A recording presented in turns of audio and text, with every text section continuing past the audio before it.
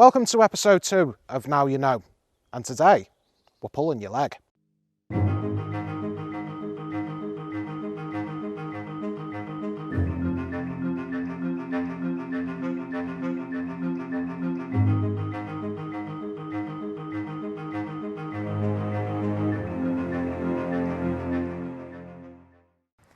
Many of us have said it, I'm only pulling your leg.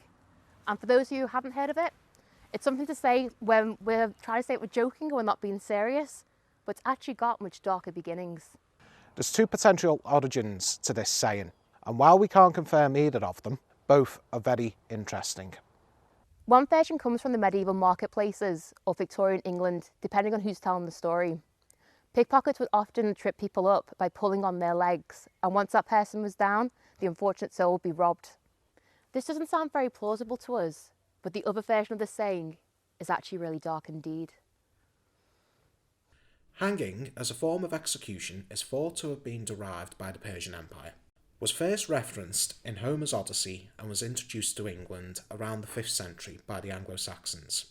There were many crimes a person could be hung for, from poaching royal deer to damaging Westminster Bridge. When we think of hanging now, we think of scaffolds and gallows and levers and trapdoors, but that wasn't always the case. There are many documented hanging trees that people can still visit to this day.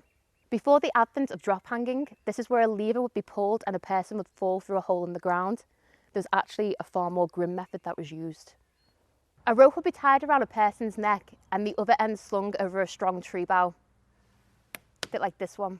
The loose ends of the rope would be pulled by men, or sometimes horses, suspending the poor soul from the bough.